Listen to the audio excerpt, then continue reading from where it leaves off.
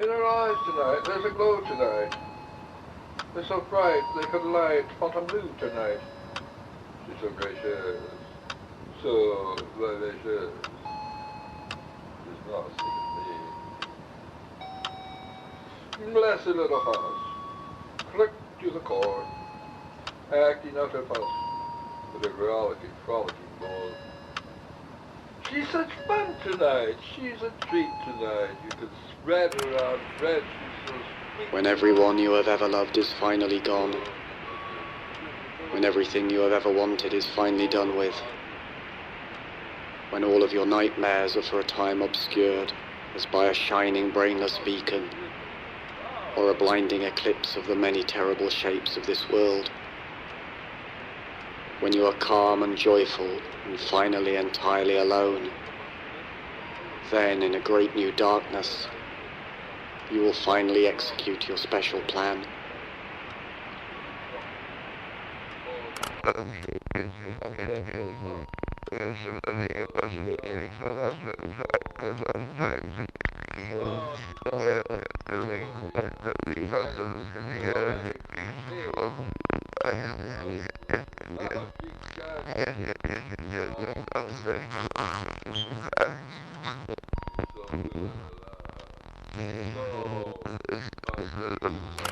One needs to have a plan, someone said, who was turned away into the shadows, and who I had believed was sleeping or dead.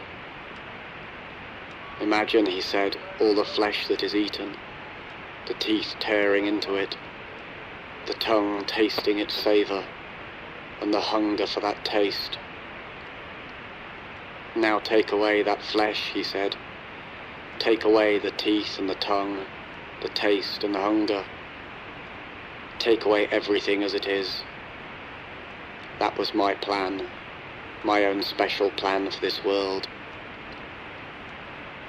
I listened to these words, and yet I did not wonder if this creature whom I had thought sleeping or dead would ever approach his vision, even in his deepest dreams, or his most lasting death. Because I had heard of such plans, such visions, and I knew they did not see far enough.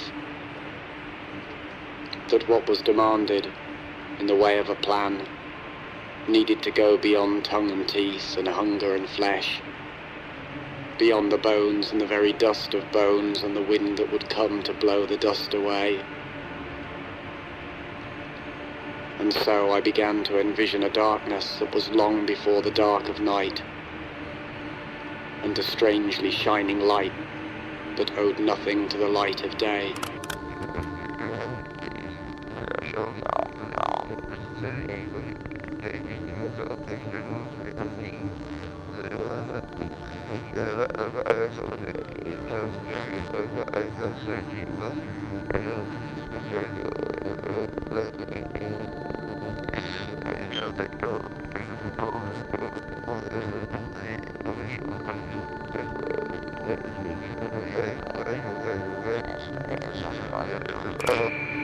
That day may seem like other days. Once more we feel the tiny-legged trepidations. Once more we are mangled by a great grinding fear. But that day will have no others after. No more worlds like this will follow. Because I have a plan, a very special plan. No more worlds like this. No more days like that.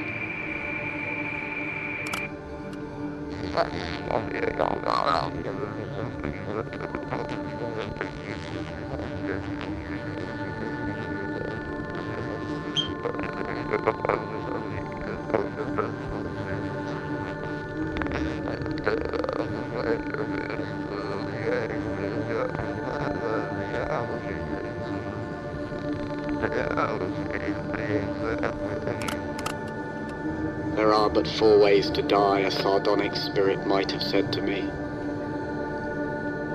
There is dying that occurs relatively suddenly. There is dying that occurs relatively gradually. There is dying that occurs relatively painlessly. There is the death that is full of pain.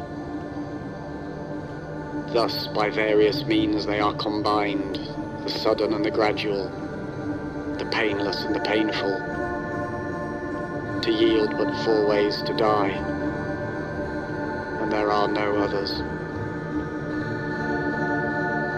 Even after the voice stopped speaking, I listened for it to speak again. After hours and days and years had passed, I listened for some further words.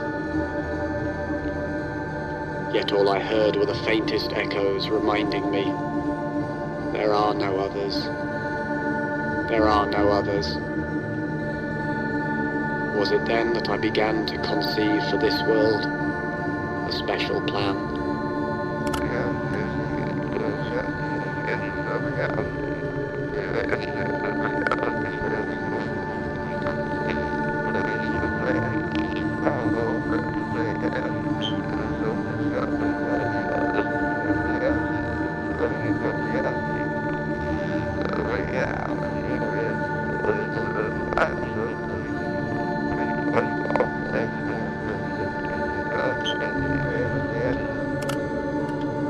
There are no means for escaping this world. It penetrates even into your sleep, and is its substance. You are caught in your own dreaming, where there is no space, and are held forever where there is no time. You can do nothing you are not told to do. There is no hope for escape from this dream that was never yours. The very words you speak are only its very words, and you talk like a traitor under its incessant torture.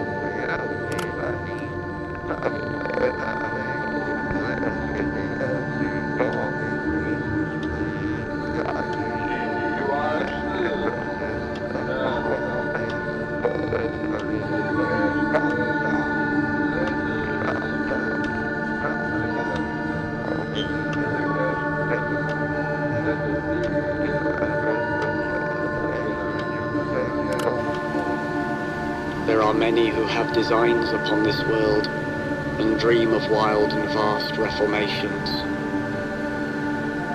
I have heard them talking in their sleep of elegant mutations and cunning annihilations. I have heard them whispering in the corners of crooked houses and in the alleys and narrow back streets of this crooked, creaking universe, which they, with their new designs, would make straight and sound. But each of these new and ill-conceived designs is deranged in its heart, for they see this world as if it were alone and original, and not as only one of countless others whose nightmares all proceed, like a hideous garden grown from a single seed.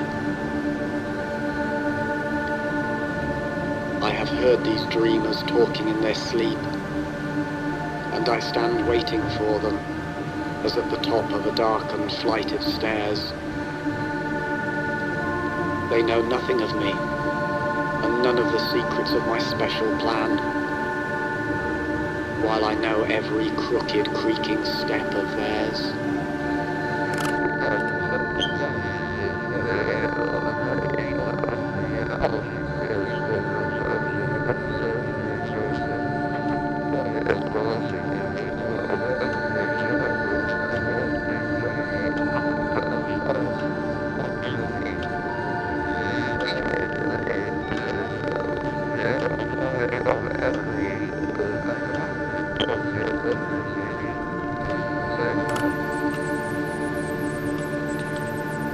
It was the voice of someone who was waiting in the shadows, who was looking at the moon and waiting for me to turn the corner and enter a narrow street and stand with him in the dull glaze of moonlight. Then he said to me, he whispered, that my plan was misconceived, that my special plan for this world was a terrible mistake, because, he said, there is nothing to do, and there is nowhere to go, there is nothing to be, and and there is no one to know.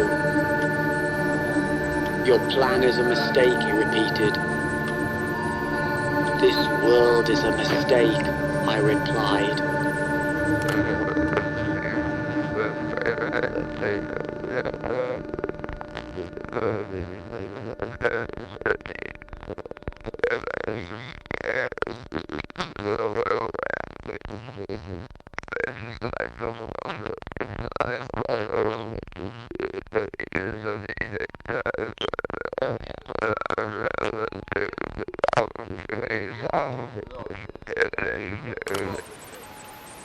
The children always followed him when they saw him hopping by. A funny walk, a funny man, a funny, funny, funny man. He made them laugh sometimes. He made them laugh, oh yes he did, he did, he did, he did, he did. Oh how he made them roll.